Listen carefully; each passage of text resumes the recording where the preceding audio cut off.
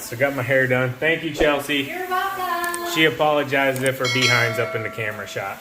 But we got TQ back here getting her hair done. I'm drinking her coffee. You gotta show them these eyebrows. No. I gotta get to work. TQ, you wanna show them your eyebrows? Check these bad boys out. Special. These are caterpillars on my eyebrows. Kind of looks like our buddy Noah.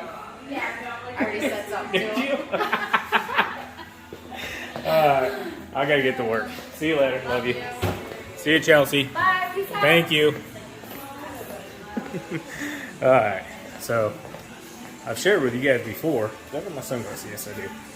You any more hair salons, barbers? Like I've had many barbers, hair salons. We've known Chelsea a long time. Our kids played softball together. All kinds of stuff. We've known the Wackerleys a very long time.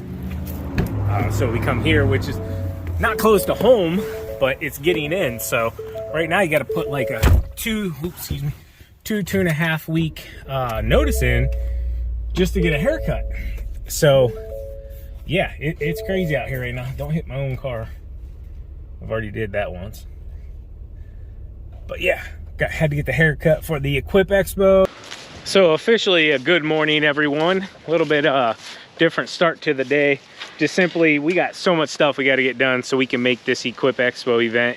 And yeah, that means getting through the route. So I just been blowing through them, not really filming much. I got a couple fast hyperlapse shots that I'll share with you guys. But we're here at the corner lot. This one's fairly simple to film, I guess you could say. I'm still by myself. TQ should be wrapping her hair appointment up probably in the next hour or so.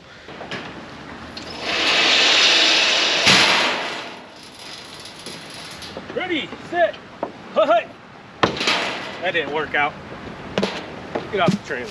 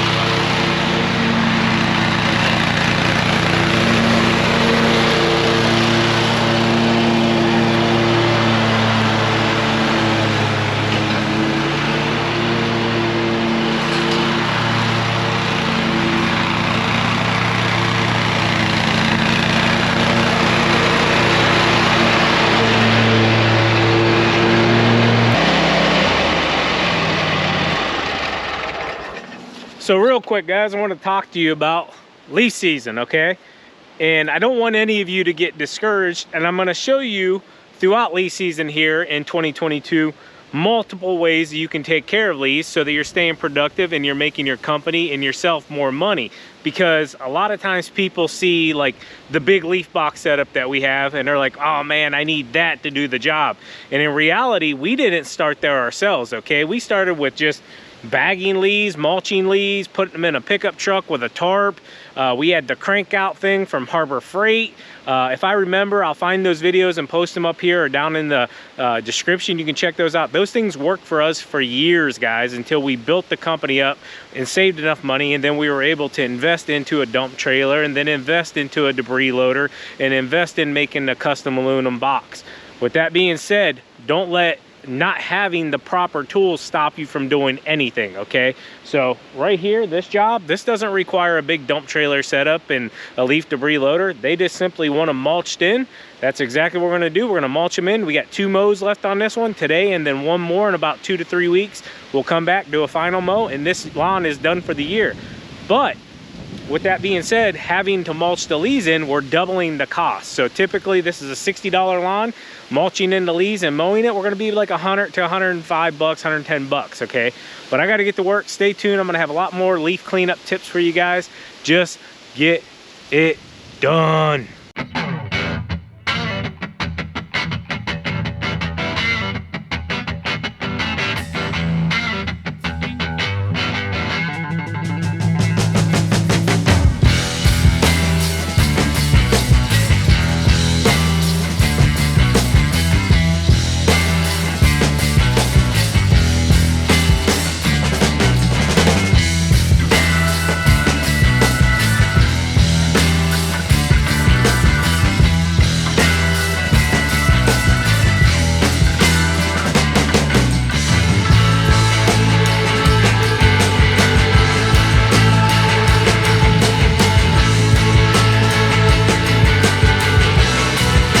So just leaving one of the commercials here, I pulled up in there and the gate's locked.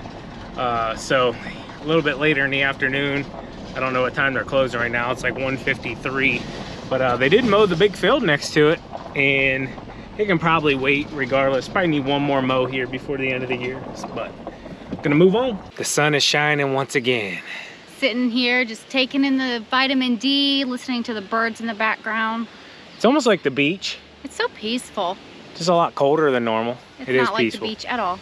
It's not? It's not? No. I mean, it's kind of like sand, isn't it? Oh, maybe. Maybe. What do they say? we can make a new song.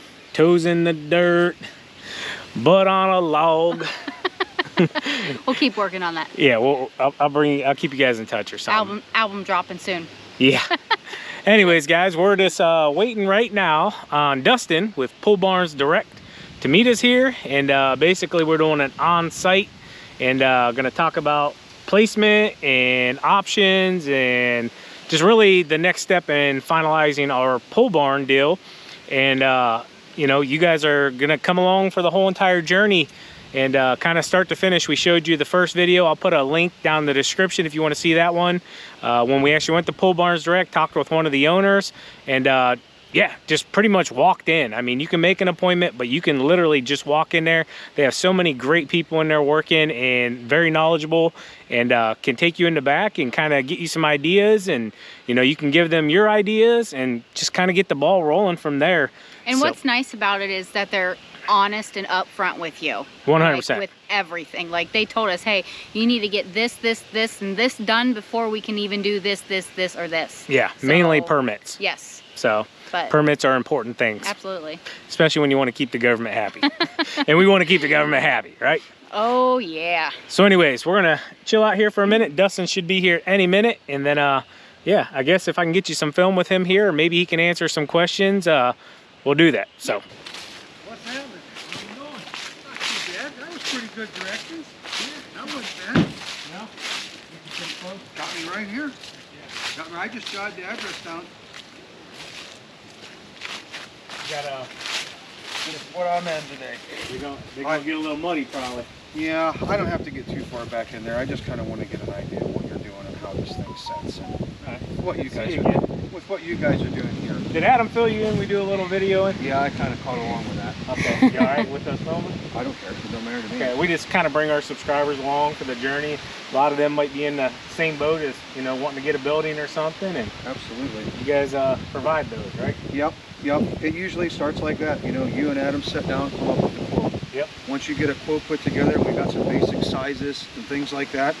Then we'll get out here on site and try to make sure this building is going to set on your property with the doors and windows and everything kind of fitting with it. Right. You know? Got to make sure the puzzle goes together. Yeah, I guess. absolutely. All right. Well, let's go check our little bit of a mess out right now. So we just had the land cleared pretty much. This is actually a lot softer than it has been, but we got hammered with rain last night. I'm sure you will. I just brought my skid loader over and a couple of tackles and cut wood. And this is pretty slick. I've been up north finding contracts and stuff all over. So really, I don't like, you know, I'll prefer to be on there. Right? You know, and then see something else. Here's the end of my day. So I only got one more I'm going to the farm. So I get I've got my limiter and I've got my so the property's not done yet. The excavator comes with PU, and basically he's going to strip the top and bring a lot of rock in. Yep. With that being said, we're thinking of placing the building down there. It's just going to take, you know, once we get all this stripped pretty much, you know, to see what it's going to take to put it down there, because we know we obviously have a pretty decent grade. Yep. Yeah. And it's very, I'm usually sloped one way or another. You know, it's right to left, it's left to right, front to back, that kind of thing. Okay. But, you know, ideally, the ultimate site for us, you know, what I don't get often is when you get the hill. Okay. And someone's bit the top of the knob and they can just shave the knob down until they got a flat spot and they automatically got water control all around the building. Right. In this case here, yeah, you're sloped left to right. Mm-hmm. So you've kind of got two options here. Remove the topsoil and get all that organic material off the top. And then when you do that, you're going to have this slope from right to left. So then you're going to be left with the option, and it's kind of based up to your excavator. If he has the availability to cut this side down to find a level spot, but if it's high ground up here and you cut this side down, you're going to be forced to put a swale in over here to keep all that water from running right into your building. Right. But sometimes the way these things set, if you build this up, especially with the length of your building, so you go, if you're running the 80 foot, you know, this way, then building this side up might get this size so high that you have a ramp or something into your door. Right. You know, so we leave a little bit of this kind of up to the excavator as for how he sees to get this thing set in here, get the pad built with good water control all around it. That's our goal. Okay. So I think down here is generally, and it actually kind of flattens back out a little bit. It does. So down here is where we're thinking, because I don't know if you can pick up between those two trees. We have a road going back. Back and there, you want about to maintain that access. a couple hundred yards is where we're going to put our house eventually. Okay. So we want to be able to have the goal was to put building there, some storage bins over here for just, you know, odd and end things for equipment, firewood, whatever, and then parking lot out here, and then road going on back to the house. That's the house. Yep. Okay. Do you have a zoning department here? We do. We've been in touch. Okay. One thing that you'll want to check on with the zoning department, and everybody's zoning is so different from county to county, township to township. Zoning laws may be different from you to your neighbor. Yeah. He may have different rules than you do. Yep. The building is 50 by 80. Is it setting like this? So what we were thinking is, you know, something more like this. The door's up front, but we've been talking, and honestly, I'd like to be able to just pull the truck and trailer in and maybe out, rather than originally we were planning on swinging it and then backing it into one of the bays. So let's do this.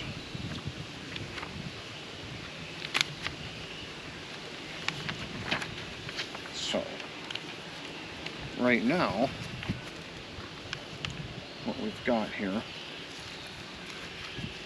so I'm 50 this way, I'm 80 this way. Correct.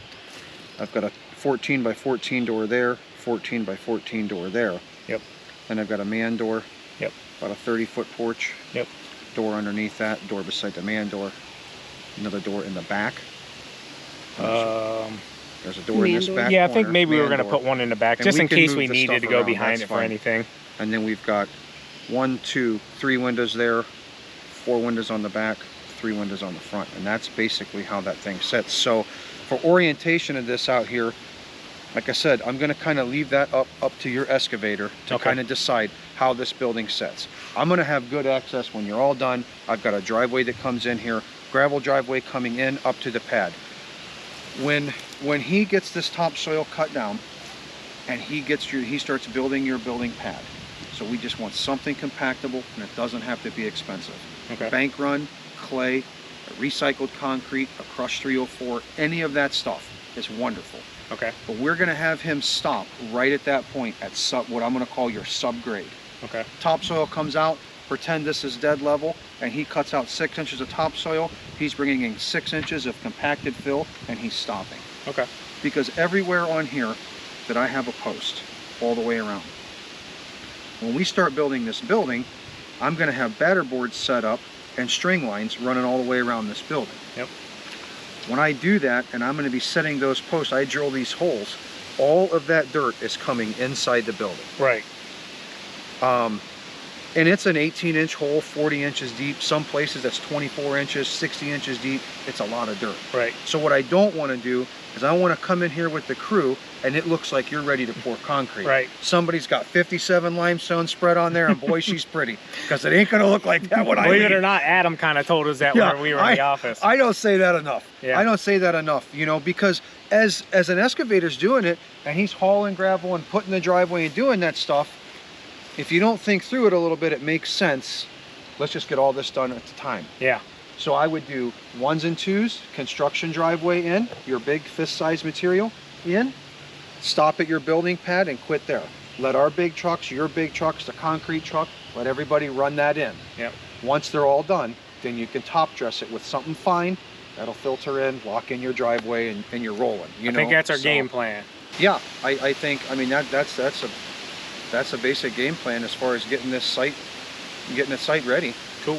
You know, what you guys have out here that's beneficial to you is you have space. Right. So when an excavator comes back here and he starts clearing all these trees and doing this, he has, you know, you can give him a little bit of flexibility. I want it to kind of face like this. I want it setting back here. It needs to be like this. Yeah.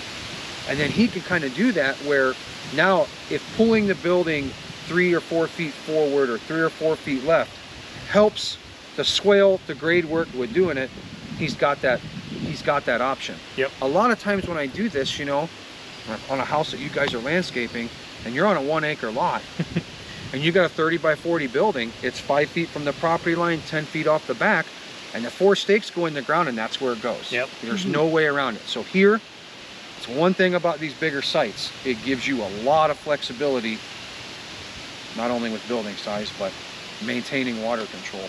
Right. You know, because it don't seem like a lot, but there's a lot of elevation here. Oh yeah. From way down there all the way up there, and you can see where it all goes. Oh yeah, and that's why we kind of wanted to put it here too, so we could just run off right on down, and then it goes on out and then out through the farm fields there. Yeah, if your building sets like that, eve wall here, you can take gutter from this section down and gutter all the way across the back and either split this gutter and take half the water there and half the water there. Yeah, so go high in the middle of the gutter. High in the middle there. So you're at 80 foot, I'll split this gutter. Okay. I can run 60 foot seamless. Anything over 60 foot, if I put gutter on today at 55 degrees, when it's 90, it's gonna look like a dog's hind leg up there. It's gonna you know? Yeah. I used to do seamless gutter. I know all so about it. we'll have a little gap in between there. I can run you 40 foot this way and slope it this way, and then 40 foot that way and put it each end. Awesome. And then we'll take it this way and that way. Heck yeah. So I don't know if I told you guys, we're gonna do 50 by 80, correct? 50 by 80 is what we've got now. 50 deep, 80 long, kinda. So, yep. Would we have 2 garage doors, 14 footers? We kind of got like, go ahead. 3 man doors. 3 man doors. Bunch of windows, just to let some natural light in. This will have on here, on the quote, Okay. There will be some 3D renderings with that view, the front with the garage doors, the porch, and the man doors. And then we'll have another view that's basically the back two sides with just the windows in it. Very nice. I'm looking forward to that awning. Yeah, that porch is ideal. Also with this porch is offset. Okay. So see here, you have a 16-foot tall building. Mm-hmm. So if I ping this roof down and that porch off of it, this porch is going to be so high, you aren't going to have any shade underneath there at all. Right. So with the 16-foot sidewall for the porch that you're doing, this is going to be dropped down. That way you've got 8 foot underneath the beam. You put a couple can lights under there, ceiling fan, rocking chairs, whatever you want to do. Yep. And you got to hang out. I did have a question. So when we do the electrical, I plan on putting like eave lights all the way along the front. Mm-hmm. Is that something I should probably have done before you guys box it all in, or if the lighting is going to go in the soffit, they can cut that in the soffit because the soffit's flat. Okay. They can cut those can lights in wherever they want. Yep.